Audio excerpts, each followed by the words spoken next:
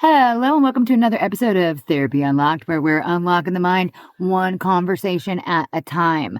I am your unqualified co-host, Final Girl M, and here we have... I am Katrina, Mondragon, licensed professional counselor, licensed mental health counselor, licensed practice in the state of Massachusetts and Oklahoma. I'm a professional, but not your professional. That's right, professional, not your professional. This is not medical advice. We are here for entertainment and amusement only. Entertainment. And also today we have stuffed animals.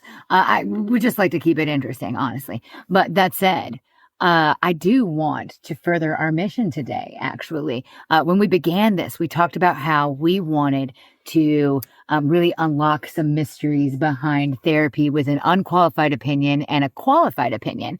And I don't know if you remember, I sent you a video this week where someone said they pay attention to what a client does with the pillows on the couch. Yes. Okay. The therapist I pay attention to the things most people don't, and then it scans her office and it shows where the pillows are positioned in the room. And let me tell you, we do pay attention to where the pillows are.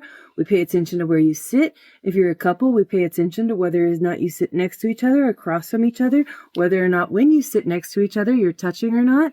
Like, there's different nonverbal communication things that are important to note, not judge, but notice. Mm-hmm. And that is relevant, or it may not be relevant, but it's noticed.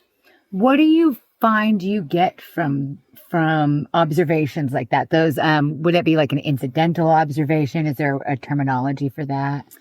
It would be a behavioral observation. Behavioral observation. So the behavior of I'm going to sit right up next to my partner and snuggle up next to him, or the behavior of we're very distant right now, so we're going to sit in two separate chairs instead of on the couch next to each other.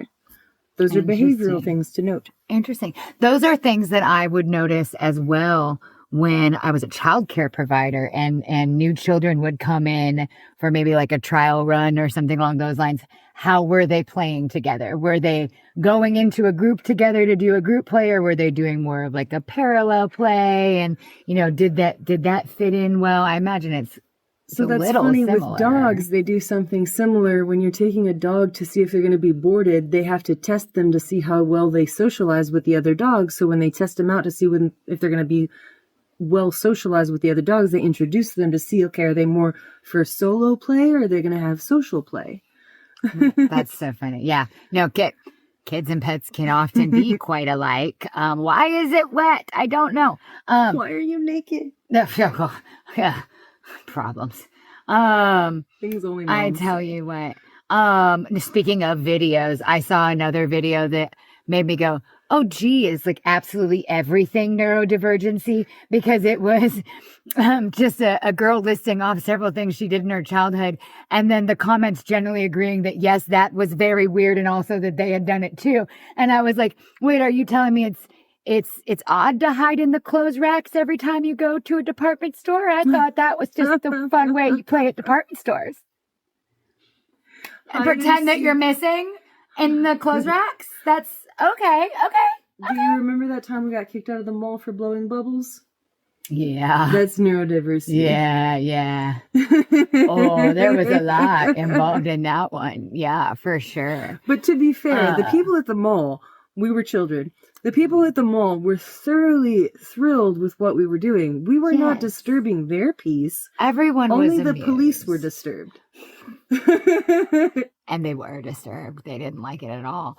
Well, you're not allowed to film in a mall because they think you're going to case the joint. So us teenage girls clearly were there. We accompanied by a parent. Clearly, we're there for some kind of robbery. But really, we were just pre-YouTube videoing almost. Blowing bubbles to increase people's happiness. Right, telling people to have a good day. Yes, have a happy day. I remember that we were enhancing people's day, and they said the mall is closed. It was a series of challenges that escalated, starting at Mayfest. It was like a street festival in Tulsa. Mayfest. Yes, and then eventually we went to the mall and we just continued there, and we were just like talking to people. And I had a little Sony Handycam that I was obsessed with. And one of us had the handycam. We were walking around and we were just being silly. And yeah, you're not allowed to film in the Maybe mall. nowadays because it's a public space. Probably. I mean, I see videos in malls constantly, and there's those meta glasses now. That said, we have gone wildly neurodivergent on the topic, which was you described what to me sounded a bit like a horror story, which is just every movement that you're making is being perceived. Oh, not every movement. No, just the notable ones, the big ones. So, for example, I will have a slightly ajar photo or picture in my office, and if somebody notices or is disturbed by that, then I might unpack that with them. But it is on purpose that my degree is crooked. Interesting. What a trap. But it's not a trap. It's just how I prefer it. I prefer it crooked. Other people don't. And when they notice it, and if they're bothered by it, if they're not bothered by it, that's fine. They just notice it. It's a trap. If they are bothered by it, then we unpack why is that so bothersome. Right, which is great. I mean, I find often that that's one of my bigger challenges. I don't know if other people feel that way, but, you know, as you said, like if they notice it, you unpack that kind of guides the conversation a bit. My executive function never met functional. I should clarify if they want to. Right, like, if they want to. If they don't want to, we don't go there. Because you have autonomy. Everyone has autonomy. Absolutely.